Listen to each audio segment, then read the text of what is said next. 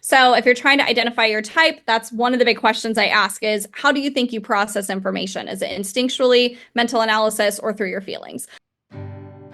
Welcome to the Other 99% podcast. I'm your host, Lisa Duck, a coffee-loving direct sales enthusiast who's obsessed with a good digital system. Come join me for a realistic look into the world of direct sales. We'll explore inspiring perspectives, learn about unique business tips, and celebrate success stories that often go untold. Because on the other 99%, every seller matters. Hey everyone, it is me, Lisa, and welcome back to another episode of The Other 99%. I'm here today with Susan, our co-host, and we have a special guest, Kim Merritt, here with us. And Kim, I just want you to jump in and tell our listeners sort of who you are, what you do, and all that stuff. Yeah. Oh gosh. So hi, thanks for having me.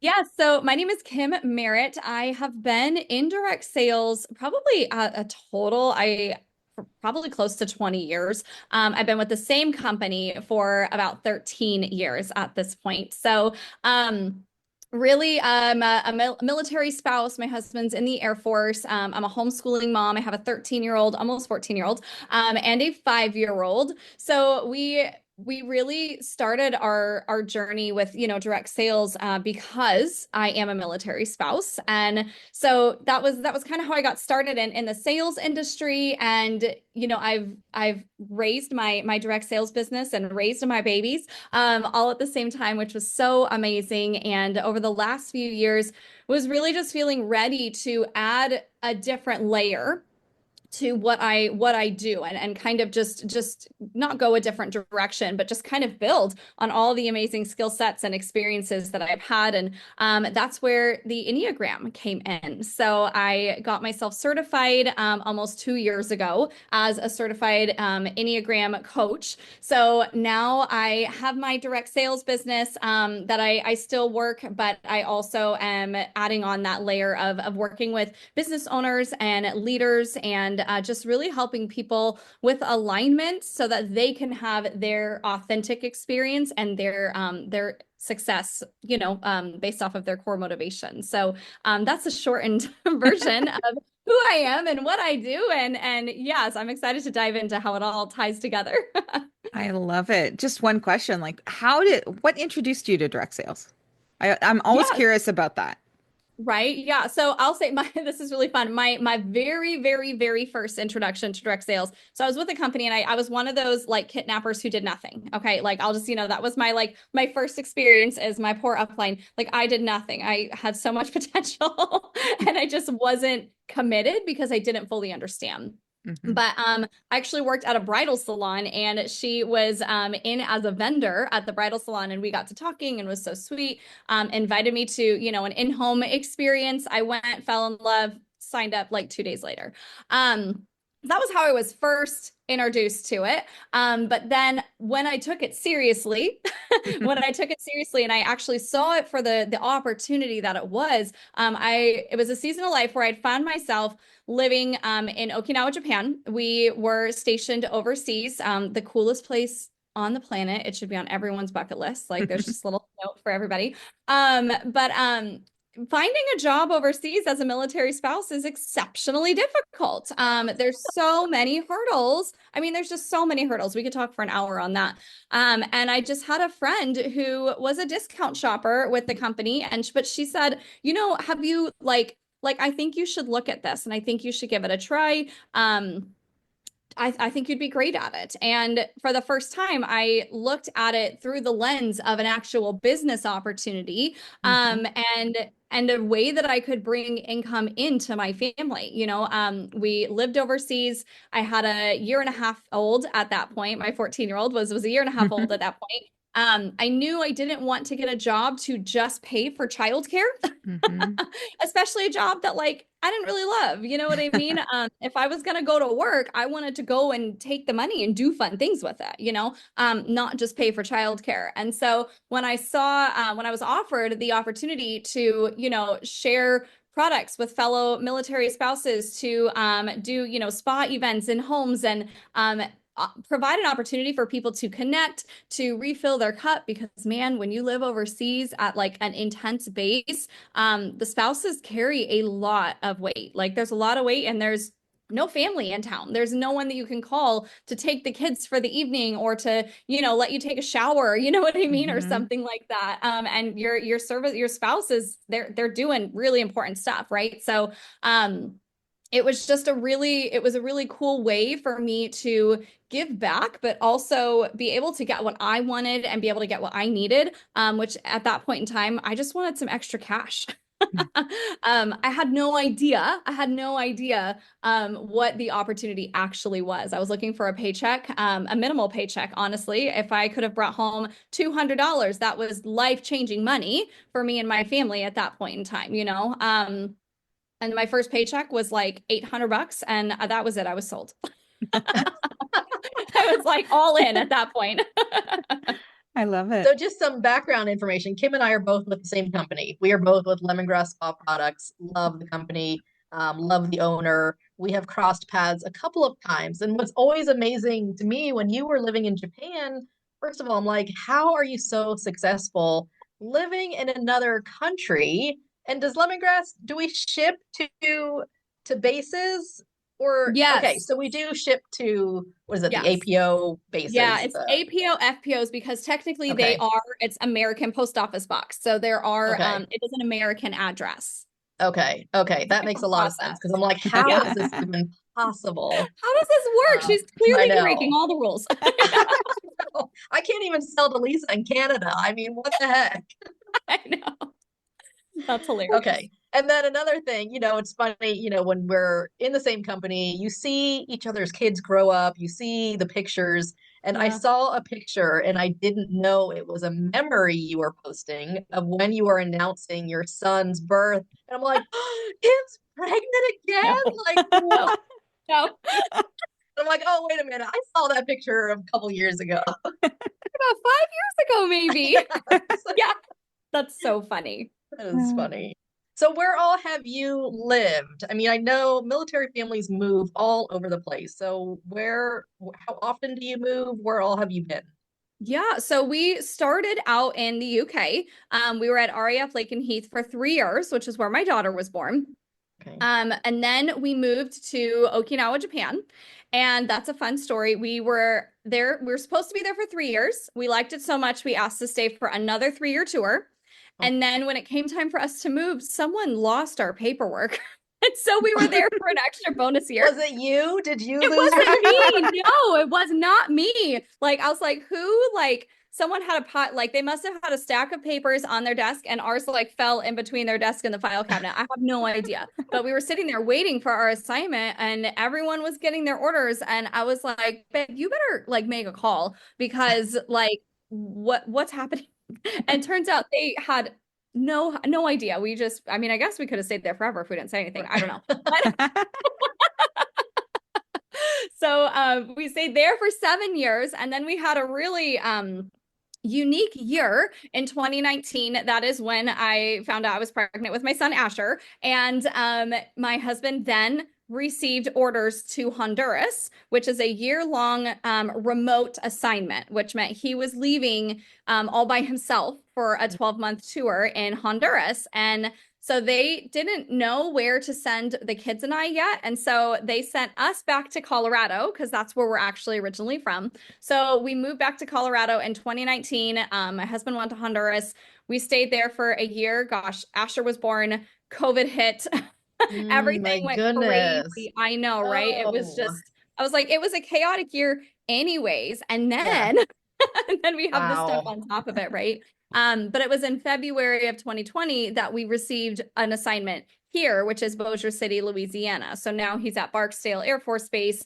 And we've been here. It'll be 5 years in June. We're kind of anticipating a change quickly though, because that's quite a long time. So Yeah. we're in this like waiting. Are we moving? Are we moving in 3 months? Are we moving in 2 months? Are we going to stay here until he retires in 3 years? I don't know. Mm, Yeah. wow. All right. I know that we want to get into the Enneagram stuff, but before we do, because we have a lot of listeners who are sort of like maybe just starting out in their business or maybe not achieving goals. I want you to share maybe your best tip because I mean, when you walk into a business and start it off with an $800 income in the first month, I really feel that you have some great tips to give our listeners. Can you give them maybe one or two tips to get their businesses started or restarted? Yeah, I will say my biggest tip, and this sounds very cliche, but the heart of it is not. You just have to get started. You just have to get started. Too often I think we overthink situations or we over prepare. Like we get scared, right? Of Hmm. we either get scared of success or we get scared of lack of success.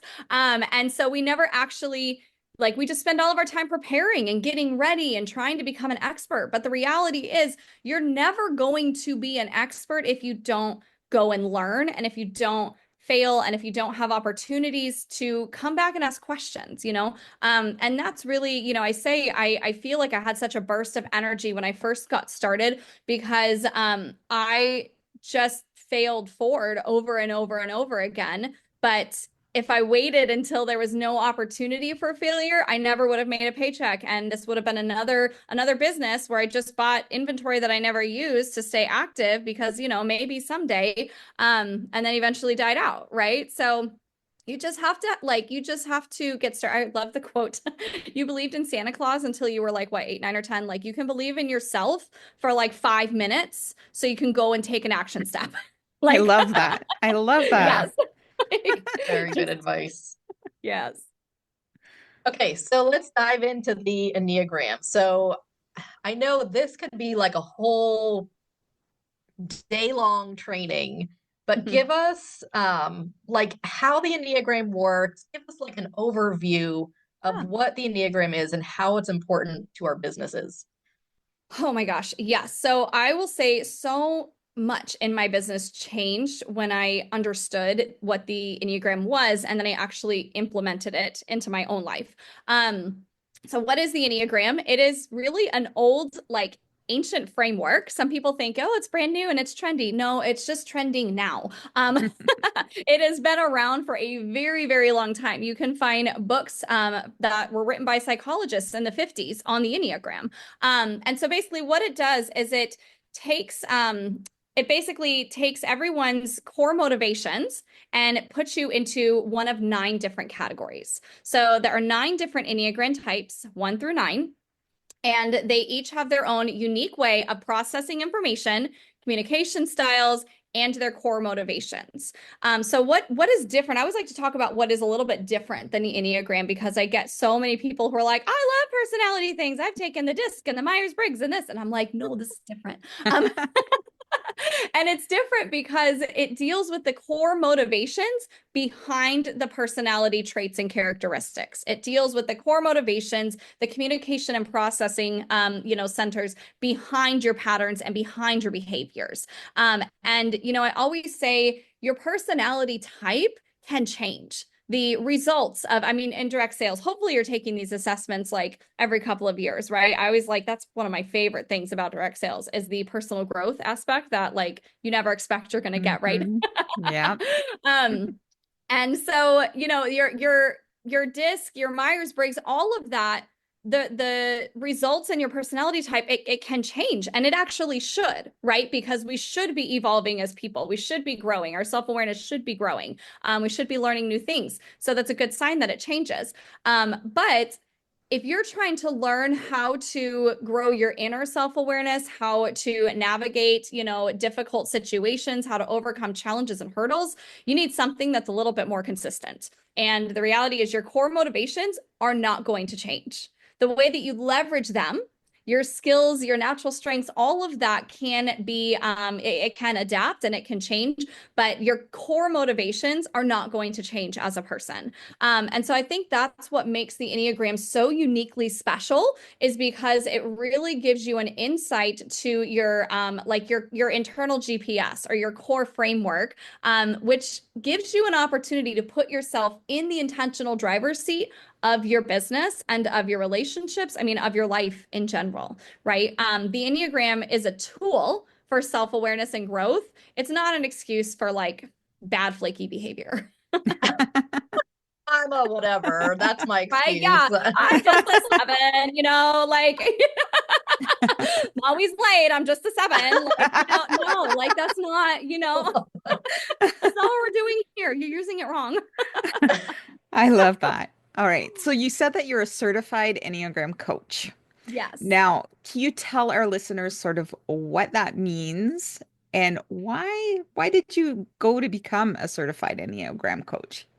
Yeah. So it basically means I have gone through courseworks and certifications to become certified in the Enneagram. So it means that I do specialize. I specialize in the Enneagram for leadership development and small business owners. So that's kind of Okay. where I've niched myself down to. So yeah, I spent about a year and a half going through a big time Enneagram certification through becoming an Enneagram coach or YEC. Y'all can look it up if you want. But it's super cool. It's a program. It's the Enneagram through the lens of the gospel is actually how I was officially trained. Okay. And so it basically means I have, collected enough information to be able to communicate how you can find and identify your Enneagram type. So my week has been filled with typing sessions. So I've had a few people come to me trying to figure out what their type is. And then I have quite a few ongoing clients as well, where we're diving into their business, their systems, their programs, their communication, just everything to make sure that it's aligning with them and their strengths, and that they're acting through their desires and their longings as opposed to acting through their fears. So yeah, the certification was it took me about a year, maybe a year and a half to complete. No, it was about a year actually, about a year Mhm. to complete. And then yeah, I just kind of dove right in afterwards, exploring to figure out what direction I wanted to go with that. Awesome. It is That's fascinating. I mean, it's something you never hear of. And then once you hear of it, you're like, oh, first of all, I want to know mine. And then I Mhm. want to know what I can do with it. And, it applies to all areas of your life. So, a question for you, though, this is kind of a silly question, but when you're out and about and when you meet people, is your mind identifying their number? Are you judging them? And Okay, I'm not judging them. I'm not judging them. you're identifying them? Yes, yes, I do. So I am an Enneagram 7, which means I am in the head triad, which means I process the world around me through mental analysis first. Okay, So okay. yeah, so types 5, 6s, and 7s. We're in the head triad. So that's kind of how we see the world is through mental analysis, through logic first. It doesn't mean that we don't have emotions or we don't use them, but analysis is like my go-to. And so, yes, I am often, I kind of like to test myself and see if I can figure something out. It's funny, we started going to a new church about a year ago, and for months, I was trying to figure out what Enneagram type the pastor was. Like, I'm like, Mm. okay, he could be this, or okay, I see this, I see that. You were missing the And whole message, but you were, I don't know why I we was preached listening on, but so intently though, because it was a really fun process for me. And I was so conflicted because I couldn't I felt like that he spoke like a type one. I felt like, I really was like, I feel like he's a type one. But then the whole church was like, I say it was just oozing type four. Like there was clear four everywhere, but I knew it wasn't him.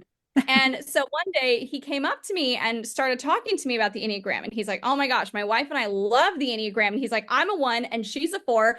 And to tell you, I had to keep it so cool and together. Like, yes, I got it I right. mean, seriously, I was like dying of joy on the inside because I was like, I knew it. Like, I knew it.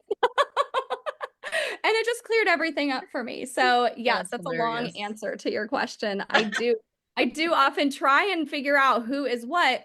Um, but because it helps me learn how to best communicate with them, Right, right. which is a Yeah, which is a huge thing, especially in direct sales when you're leading a team. Like, yeah, yeah.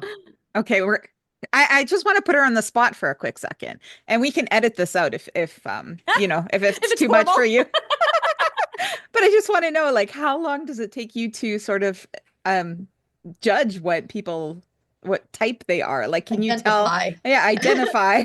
Can you tell what Susan and I are? Like, do you have a number in mind yet or no? Not yet. I mean, Okay. if I were to listen, so I do this, I heard this thing from Simon Sinek like a little while ago actually, and he was talking about when you go, like when he goes to be interviewed or be a guest on something, is he doesn't do a lot of research because he wants it to be like a genuine, authentic conversation, right? And so I was like, I'm gonna do this. I'm gonna do that.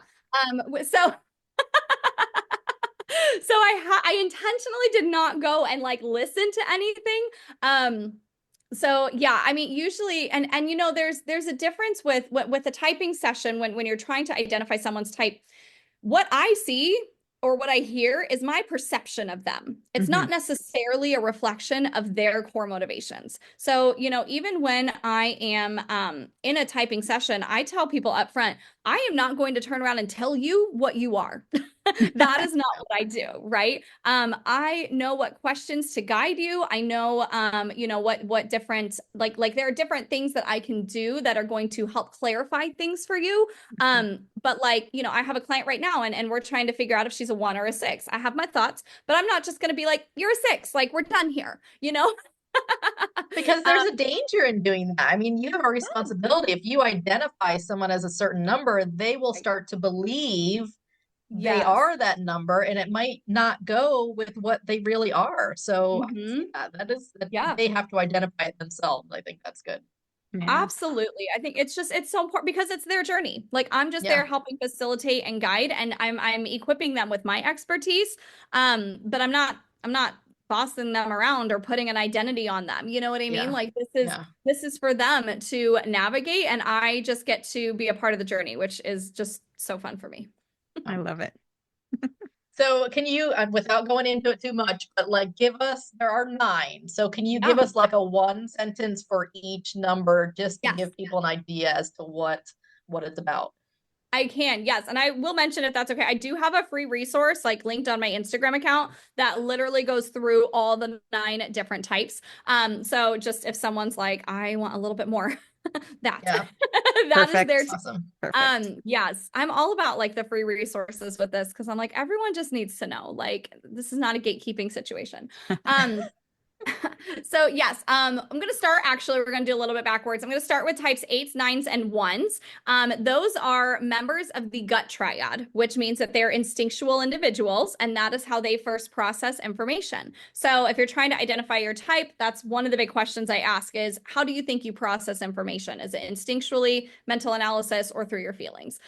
So type 8s are known as the challengers. They are very justice-oriented individuals, very instinctual. A sentence about the challengers is that they're almost like snow plows. We need snow plows like to clear the pathway for others. They also need to make sure that they're aligned and driving in the center of the road and not bulldozing over all the cars on the side, right? So that's the challenger right there. Type 9 is known as the peacemaker. These are individuals who just want to go along to get along, is their instinct. They tend to make it's easy for them to make themselves smaller, to kind of put their passions on the side because they don't want to rock the boat. They probably have some of the biggest fear when it comes to conflict, because they, you know, that's very uncomfortable for them. But they're very harmonious people. They love nature. They love snacks and cozy blankets. Um, Snacks. yeah, snacks and blankets. Like type 1s are known, gosh, as a few things: the reformer, the moral perfectionist, the perfectionist. They are like the right and wrong, the instinctually black and white kind of individuals. Very instinctual. It's very difficult for them to see gray in situations. It's actually something they have to practice because it's not natural. I always say, you know, the flaws of the world almost feel assaulting to them, and they do have a strong berating inner critic. So, ones I always say are probably the most frustrated type on the Enneagram because they want to fix everything. They have huge hearts, they're huge servers, but they want to fix everything. So type twos, threes, and fours are in the heart triad. So these are the natural feelers of the world. They're always thinking about other people, and how, how everyone's feeling and how they're feeling. So type twos are known as the helper. They tend to see the world through the needs of others, not themselves. And so they're the ones who show up before you even have to ask because they already know, right? They have a core desire to just serve those around them. And their biggest fear is really like withdrawal of love or abandonment. So that's kind of something that motivates them heavily. Threes are the achievers. I feel like we see threes a lot in direct sales. They're Mhm. your carrot chasers. They always are ready for the next incentive. They love to hit the ground running, very goal-oriented individuals. They are motivated by success. They're motivated by perception of success and actual success. They love to be recognized. They love to be center stage. They love to be the shining star, and they will continue running as long as there's something in front of them to go and get. They're also like big feelers, big feelers. Type fours are known as the individualists. Now, these individuals, we always say they don't just feel emotion, they like are emotion. They're extremely empathetic. They are they feel like such a wide spectrum of emotion all at the same time. Like they're just the emotion go-to people, usually very artistic, creative, and they're motivated first and foremost by authenticity. So they're not going to, do anything that doesn't feel right or authentic to them. Type five, sixes, and sevens, like I mentioned earlier, in the head triad, they're the thinkers first. Type fives are typically very introverted. They have a core fear of catastrophic inner depletion. They're ones where if they are out in the world, their social battery will shrink very, very quickly. So they need they need time set aside to recover. They love finding the details and investigating things. They love to be the experts in everything. They are like researchaholics. So they like all the information. Type sixes are known as the loyalists. Now, the sixes are usually the most anxious on the Enneagram. They are fearful of fear itself. They're kind of always scanning the horizon, looking for what could go wrong. Now, it doesn't mean that they're negative or that they have a negative outlook or pessimistic outlook on life. They just their fear is to be without safety and security. And so safety and security, predictability, highly important to them. They're detail oriented, they're planners, and they want to make sure that they're prepared. But their anxiety can raise very, very quickly because they're always looking for what could go wrong, hoping that it doesn't. But they're going to make sure they're prepared. They're like the Boy Scouts of the group. And then last, we have the Enneagram sevens, which is actually what I am. And so Enneagram sevens are known as the enthusiast or the adventurer. They are always up for, something new, something exciting. Typically, they are their stereotypical seven is going to be very bubbly, pretty outgoing, extroverted. Now, with that said, their biggest fear is being trapped in a negative situation or trapped in negative emotions. And so they're so quick moving because they don't want to get stuck.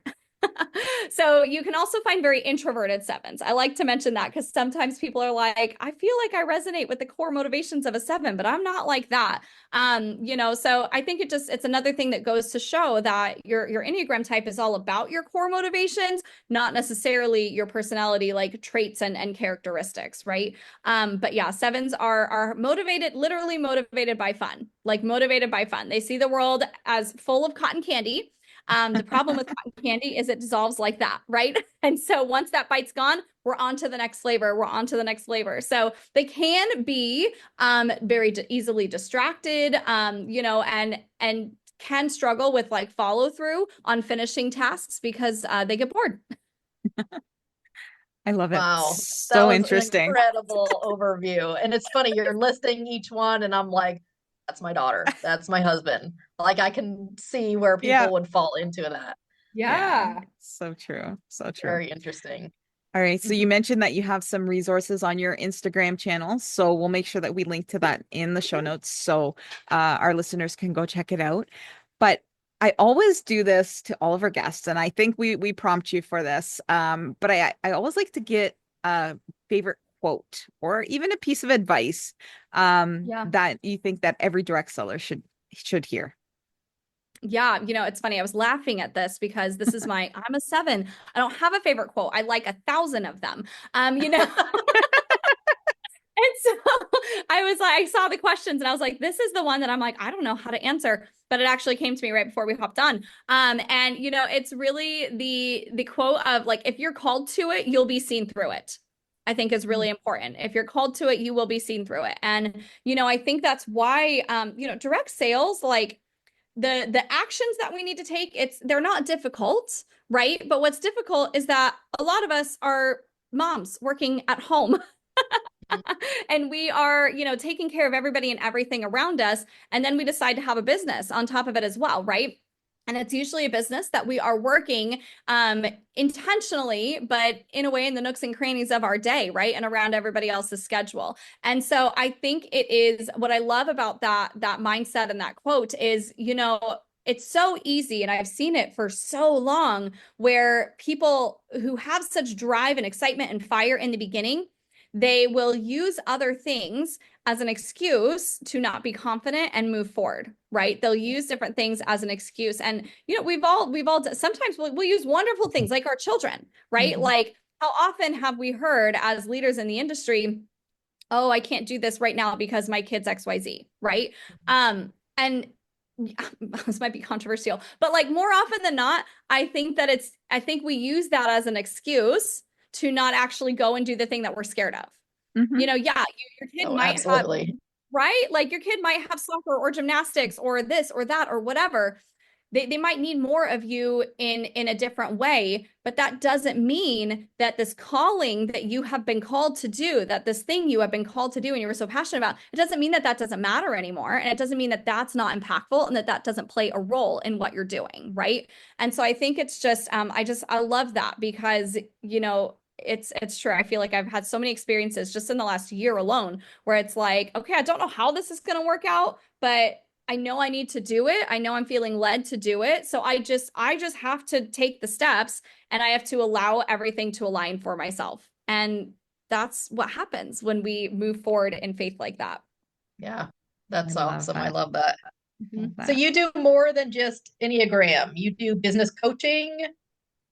Yeah, so basically what Share I that. do is I just realized I spent a year, as an Enneagram coach, there's so many different like niches that you could do, right? And it's crazy because now looking back, I'm like, my whole direct sales career, I feel was setting the stage for me to do this next thing, right? Like all of the skill set, I said a long time ago, I was like, my favorite thing about the business is just coaching women in Mhm. business. And, I was like, if I could just, I said it a couple of times, I was like, if I could coach women through their business and not be selling lotion, like that would be enough for me.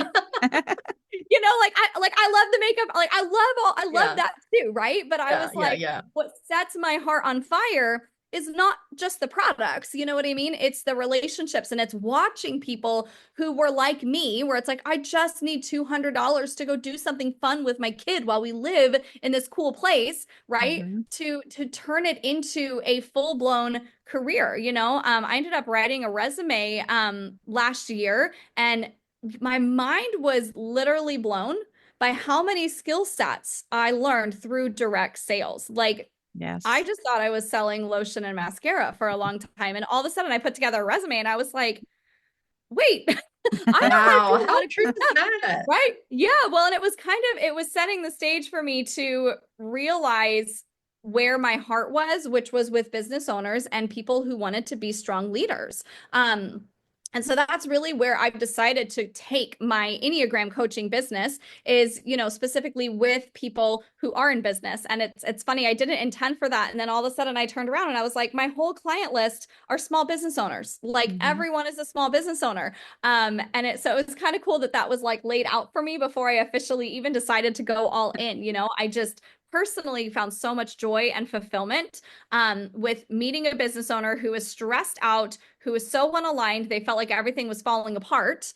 And then a year later, seeing like the growth of her company and seeing the growth of her team and seeing the confidence and the alignment of where she is as just like a person. I mean, when you're aligned in your business, that creates a ripple effect throughout your entire life, right? It Mhm. affects your family positively. It affects your marriage positively, your friendships, your social life, like everything. Suddenly, when you're aligned in your business, no matter what business you have or industry you have or what your title is, when you're aligned in your professional life, like you're creating space for peace and alignment everywhere else. And so I was just like, this is where I feel like I can make the biggest impact.